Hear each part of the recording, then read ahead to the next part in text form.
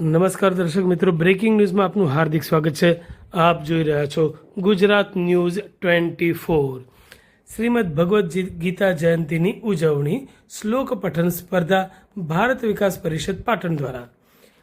સમાચાર મળી રહ્યા છે. ભારત વિકાસ પરિષદ પાટણ શાખા દ્વારા 30/11/2025 અને રવિવારના રોજ કાર્યાલય ખાડિયા ખાતે શ્રીમદ ભગવદ્ ગીતા જયંતિની ઉજવણી કરવામાં આવી હતી. તેમાં 20 શાળાના 50 વિદ્યાર્થીઓએ ઉત્સાહભેર ભાગ લીધો હતો અને ભગવદ્ ગીતાના શ્લોકોનું પઠન કર્યું. આ સ્પર્ધા 2 સ્તરે યોજવામાં આવી હતી, જેમાં શ્લોક પઠન કરતા પહેલા દરેક વિદ્યાર્થીઓએ ગીતા પૂજન કર્યું હતું.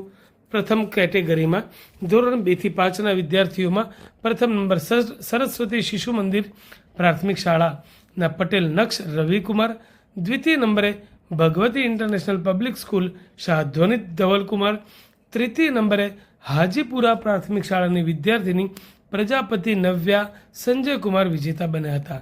તેમજ દ્વિતીય કેટેગરીમાં ધોરણ 6 થી 8ના વિદ્યાર્થીઓમાં પ્રથમ અને દ્વિતીય નંબરે શિશુ મંદિર પ્રાથમિક શાળાની ઠક્કર નવ્યા વિનોદભાઈ પટેલ મારુતિ અલ્કેશ કુમાર, તેમજ તૃતીય નંબરે BM પ્રાથમિક શાળાની સોની ધ્યાન મિત્તલ કુમાર વિજેતા જાહેર થયા હતા.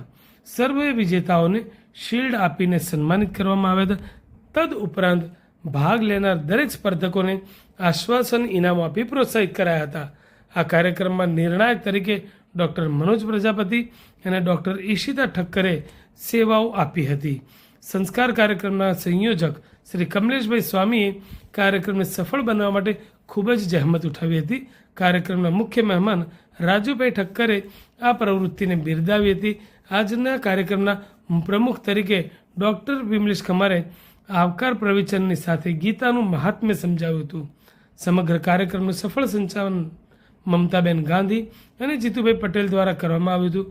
કાર્યક્રમમાં ભારત વિકાસ પરિષદના સભ્યોએ મોટી સંખ્યામાં હાજરી આપી હતી અને શાળાના દરેક શિક્ષકો અને વાલીગણ પણ આ કાર્યક્રમમાં હર્ષભેર જોડાયા હતા. કાર્યક્રમના અંતે શ્રી મમતાબેન ખમારે આજના યુગમાં આ કાર્યક્રમ કરવાનો મુખ્ય હેતુ સમજાવી છેલ્લે આભાર વિધિ કરી હતી.